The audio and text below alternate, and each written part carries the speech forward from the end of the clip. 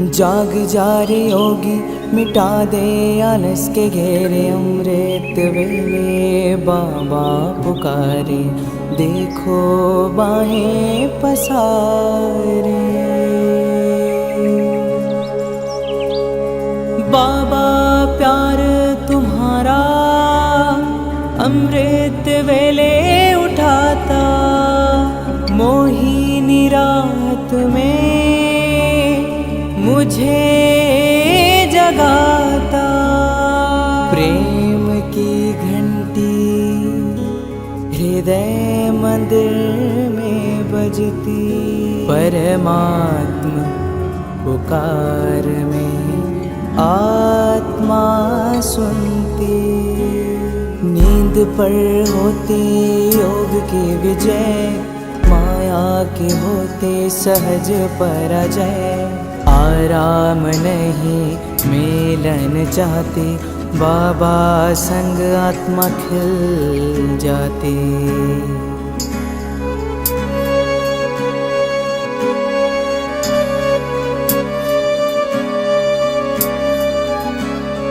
अपने कहा रात को अलविदा, परवाना हुआ क्षमा पे फिदा। समय से पहले बाबा जगाते, नयन खुलते ही मिलन कराते। प्रेम में भीगा मन संकल्प मुस्काते, माया के बंधन स्वयं कट जाते। ठंडी गर्मी बारिश अब तप के साथी, मौसम की मार अब ना डराती। सोना अब आराम नहीं माया है, नींद अब अमृत नहीं विष का साया है। कमाई नहीं ये ऊर्जा की चोरी है, सुस्ते के धुन में बजी माया की लोरी है।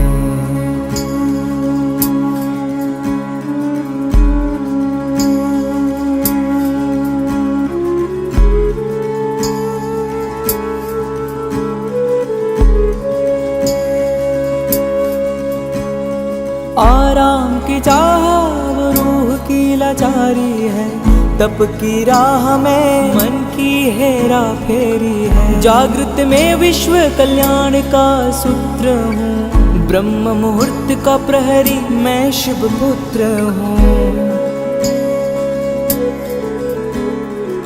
सकल विश्व को तप से भरता, अमृत वेला में तपस्वी जलता। संकल्प से उठता नवयुग की नींव रखता, तप के ईंटों से स्वर्णिम स्वराज्य रचता। नींद की घड़ी अब बीत चुकी है, माया की छाया अब मिट चुकी है। वर्तमान में जलती है आत्मा की मशाल, मैं हूँ जागृत यही मेरा कमाल। बाबा की याद में स्वयं को गढ़ता, योग अग्नि से आलस को राख करता। मैं अब सो नहीं रहा मैं हो रहा हूँ, मैं अब खो नहीं रहा मैं जाग रहा हूँ। जाग जा रे योगी मिटा दे आलस के घेरे, अमृत वेले बाबा पुकारे, देखो बाहें पसारे।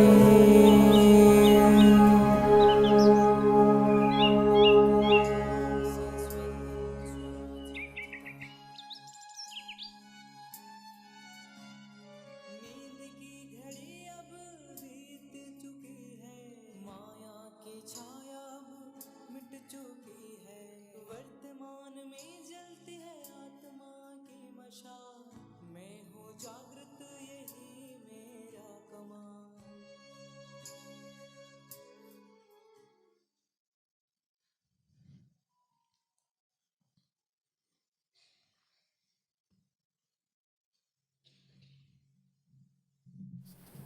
ஓம் சாந்தி.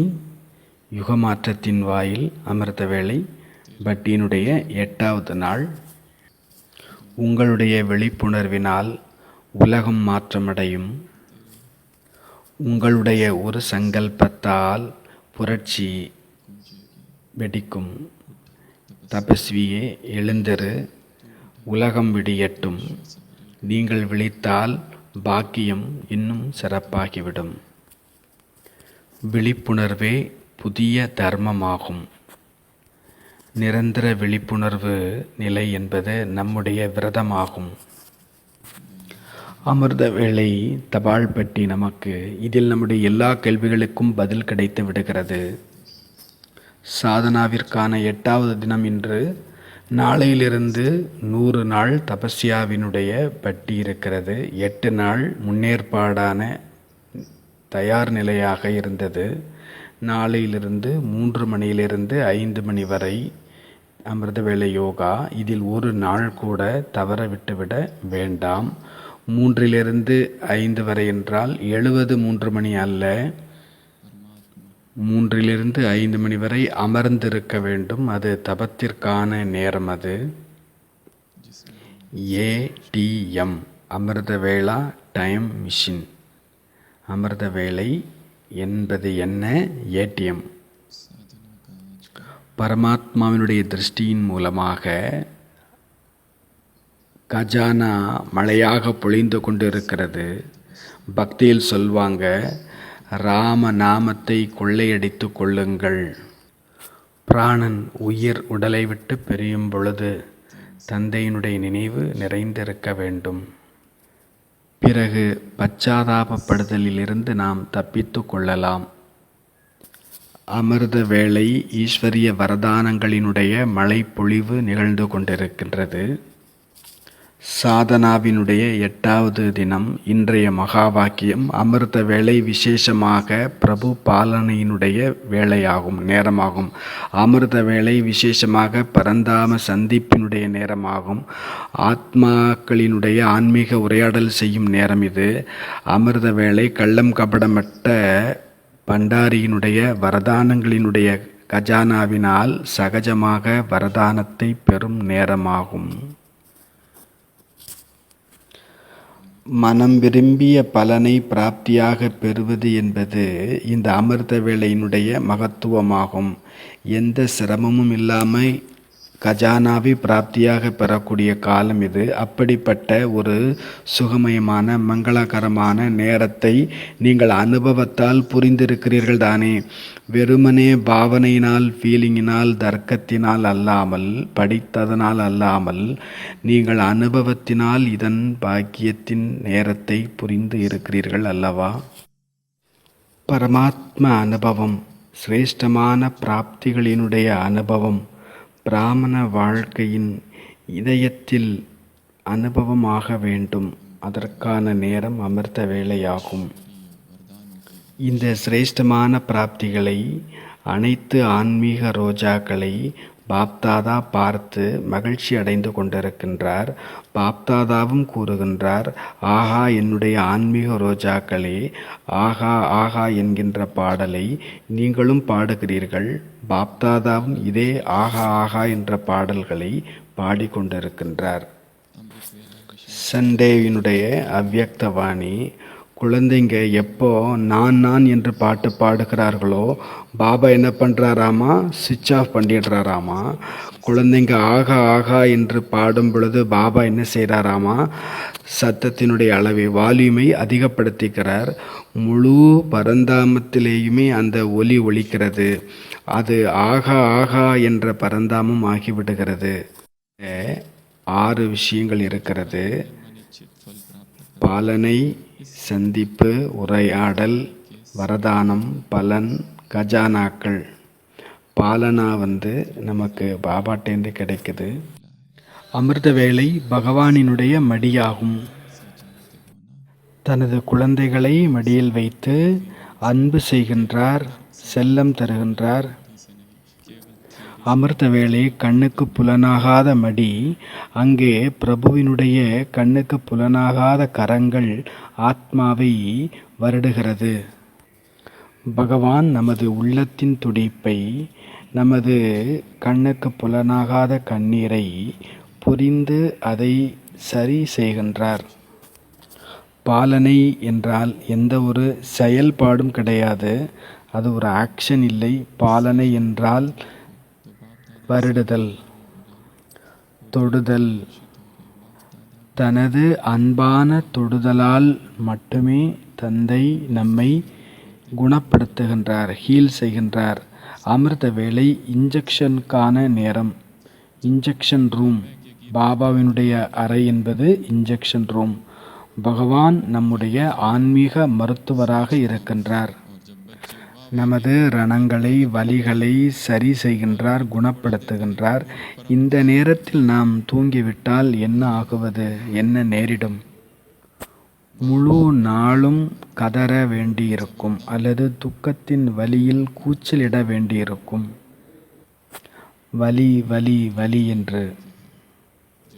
அமிர்த வேளை நேரம் என்பது தாயினுடைய மடியில் செல்வதற்கான நேரம். ஆக எல்லாவற்றிற்கும் முதலாவதாக வருவது பாலனை, இரண்டாவது பரம்தாம சந்திப்பு. இது ஏதோ சரீரங்களினுடைய சந்திப்பு அல்ல, ஆத்மாக்களினுடைய சந்திப்பு. இங்கு நான் என்பது அழிந்து விடுகிறது, நீ என்பது மட்டுமே இருந்து விடுகிறது. இங்கு சத்தம் இல்லை, மௌனம் இருக்கிறது. அந்த சந்திப்பின் அனுபவத்தை நாம் செய்ய வேண்டும். அந்த பரம அன்பினில் மூழ்குவதற்கான அனுபவத்தில் மூழ்கி இருங்கள். யோகம் என்றாலே மூழ்கி விடுதல். யோகா என்பது ஏதோ செயலுக்கான பெயர் இல்லை, வெறுமனே அமர்ந்திருக்கக்கூடிய பெயரும் இல்லை. யோகா என்பது பிரவாகம், ஃப்ளோ, அன்பினுடைய நீரோட்டம், ஒரு தெய்வீக நதியாகும்.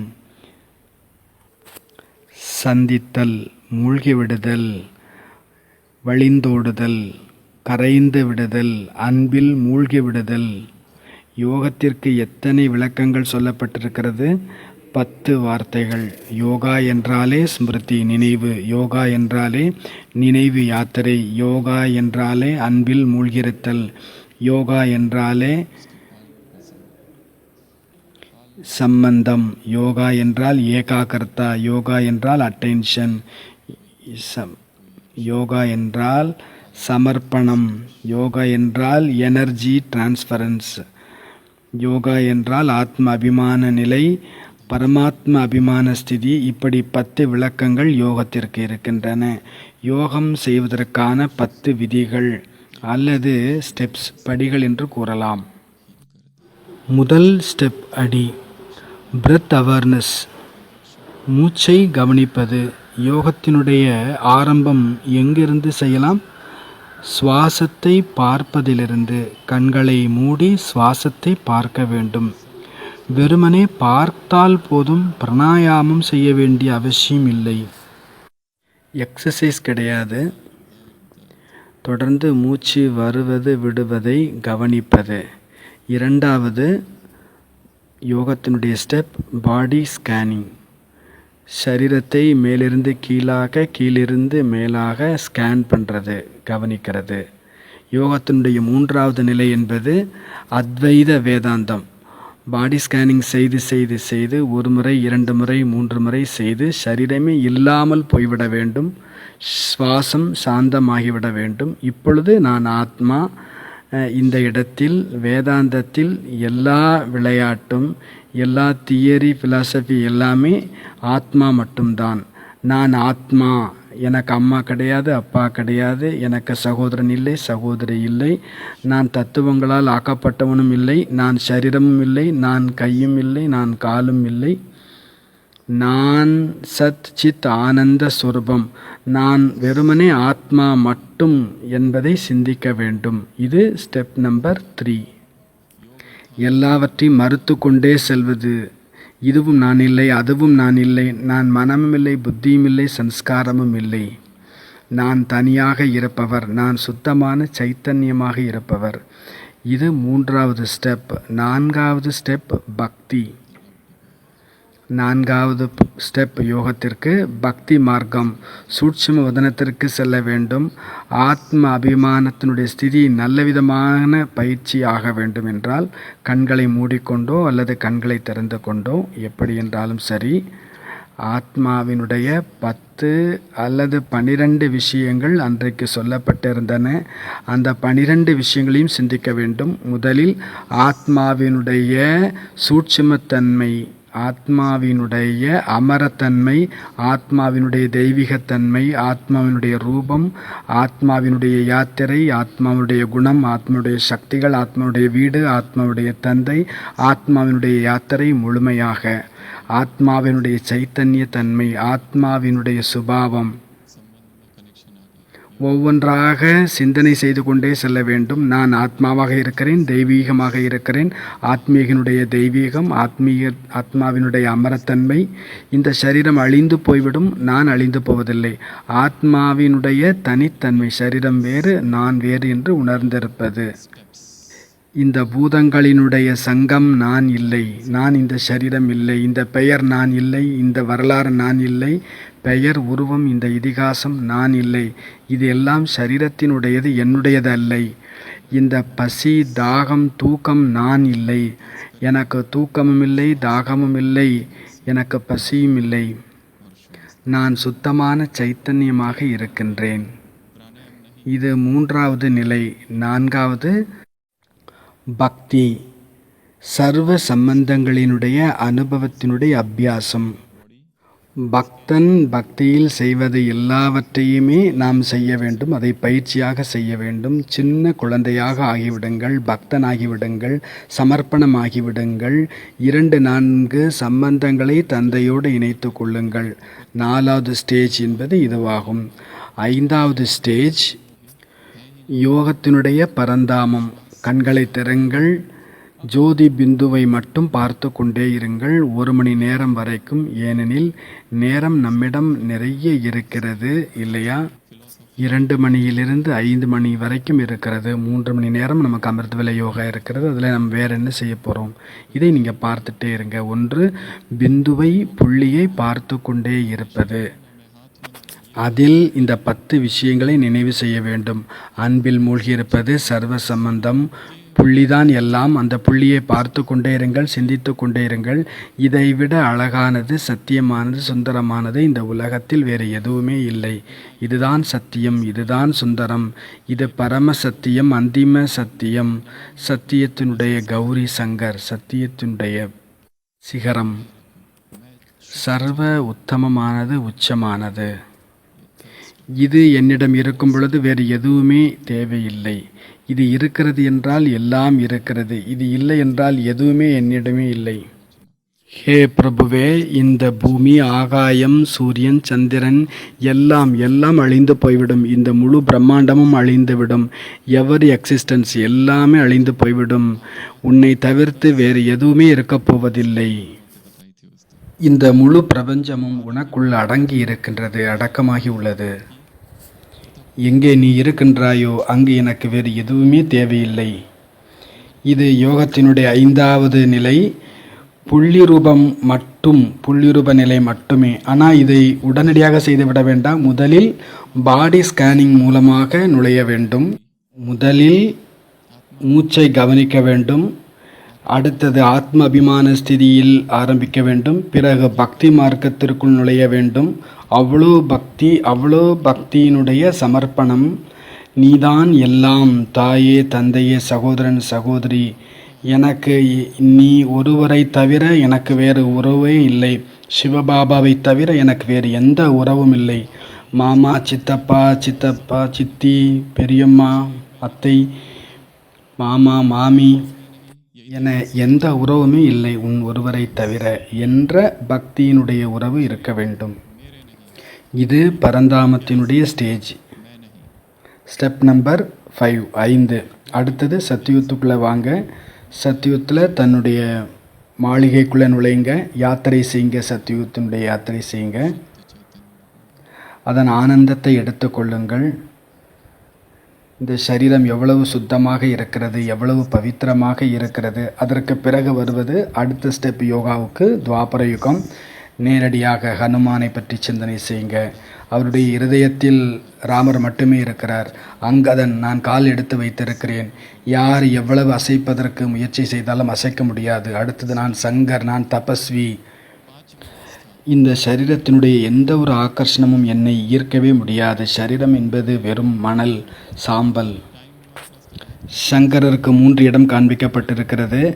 ஒன்று கைலாயத்தில் தபஸ்யா செய்கிறார், 2வது சுடுகாட்டில், 3வது காட்டினில்.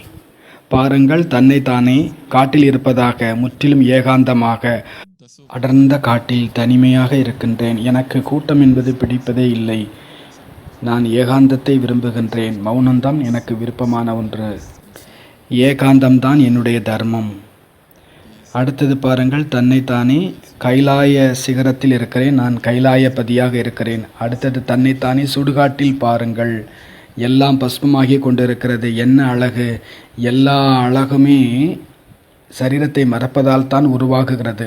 அழகானவர் ஆக வேண்டுமென்றால் விதி என்ன? சின்ன சின்ன விதி. எவ்வளவு அழகான தோற்றத்தை பெற வேண்டுமோ அவ்வளவு சரீரத்தை மறந்து போய்விடுங்கள்.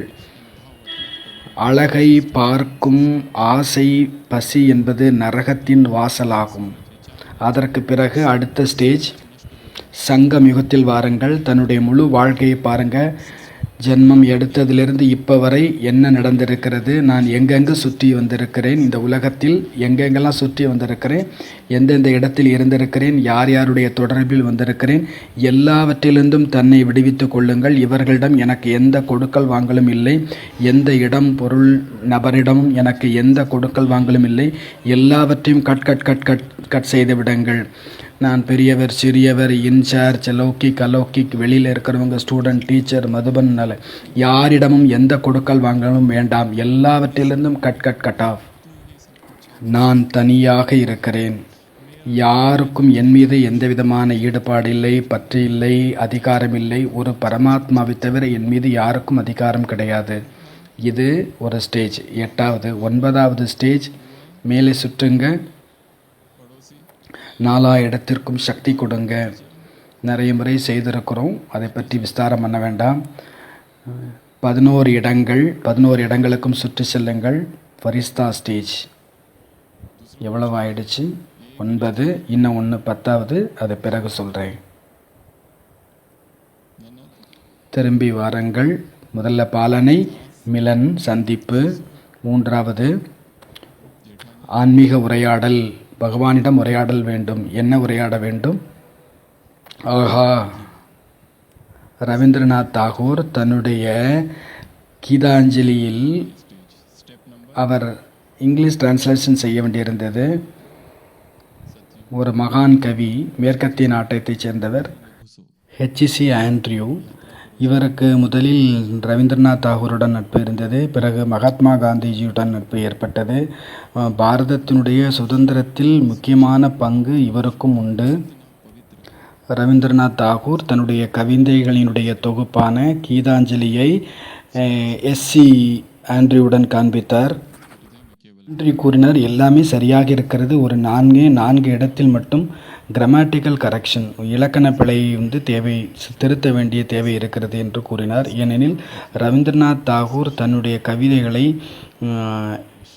பெங்காலியிலிருந்து ஆங்கிலத்திற்கு டிரான்ஸ்லேஷன் தானே செய்திருந்தார். ஆனால் ரிஃபைன்டு இங்கிலீஷ், தூய்மையான ஆங்கிலம், கவிதை நடை ஆங்கிலத்தில் கொண்டு வருவதற்காக, திருத்தத்திற்காக ரவீந்திரநாத் தாகூர் ஆண்ட்ரியூவிடம் கேட்டிருந்தார்.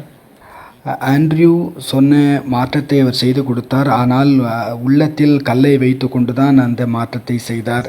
ஏனெனில் எந்த ஒரு கவிஞருக்குமே தன்னுடைய கவிதை சொற்களை பிறரால் மாற்றப்படுதல் என்பது கிட்டத்தட்ட அந்த கவிதையை கொலை செய்வது போல என்று உணர்வார்கள். சில காலத்திற்கு பிறகு ஒரு மீட்டிங் வெளிநாட்டில் அரேஞ்ச் செய்யப்பட்டிருந்தது. அதில் ரவீந்திரநாத் தாகூர் அழைக்கப்பட்டிருந்தார். அங்கு அவரை அவரது கவிதையை வாசிக்க சொன்னார்கள்.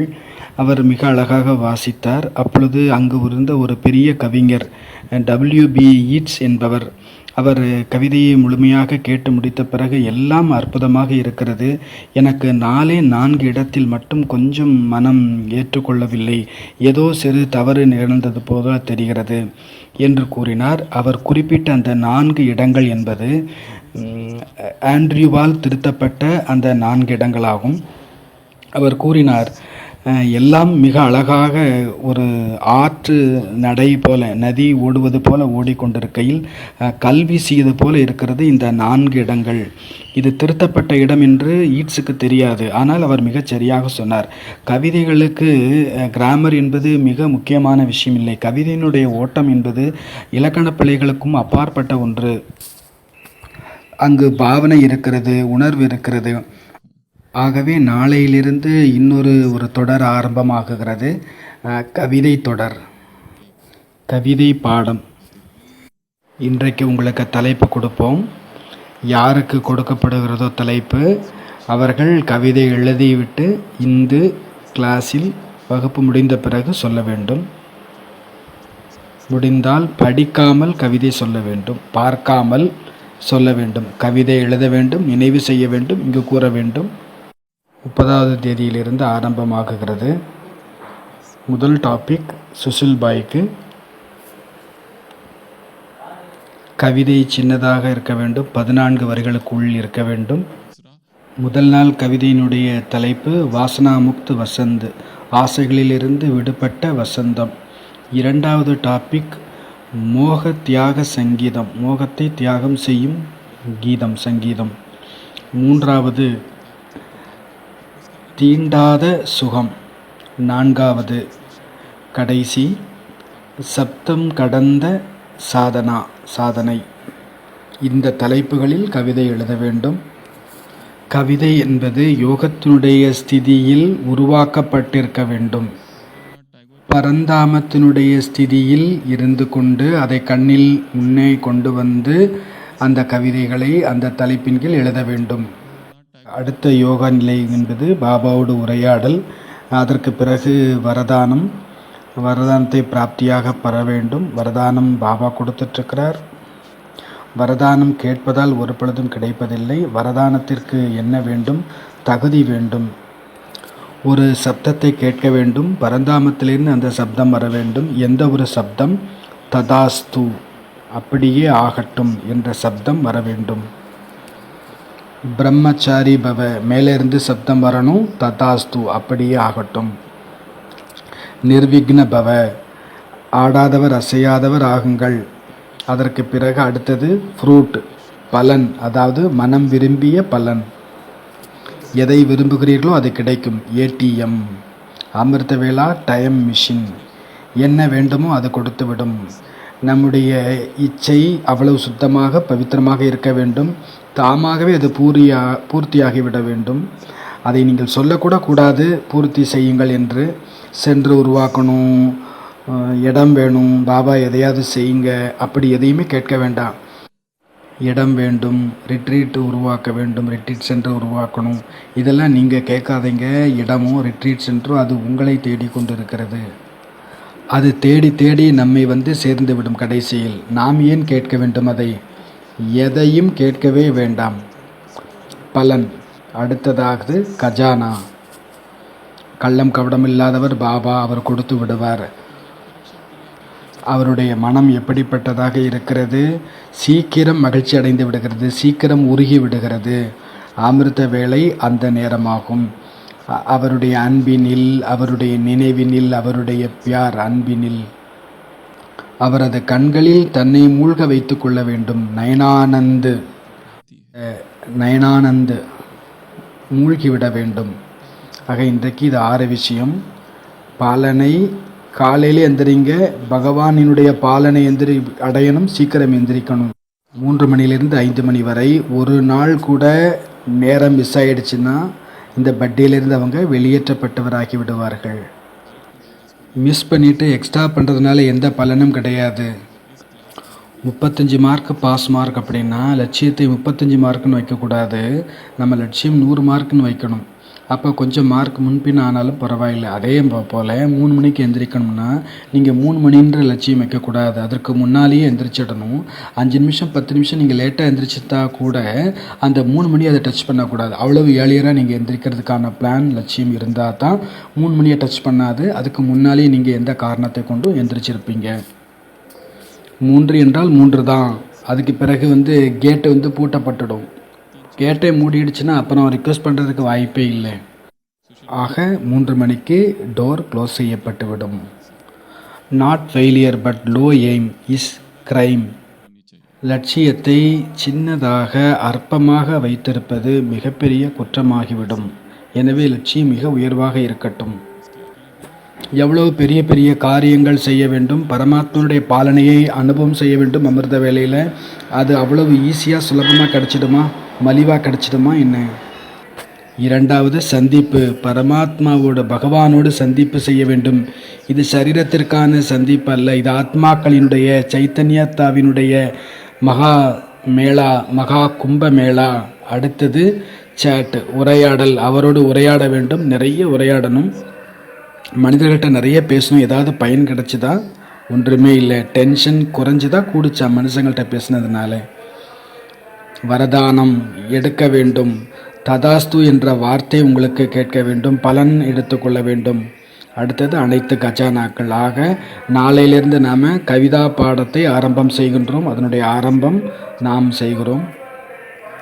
9 சொன்னோம், 10வது விட்டு வச்சிருக்கிறோம் இல்லையா? நாளையிலேருந்து கவிதை பாடம். நீங்கள் கவிதைங்கிறத நீங்கள் ராகத்தோடு பாடலாம், இல்லைன்னா சிம்பிளாக கூட பாடலாம். ஓம் சாந்தி.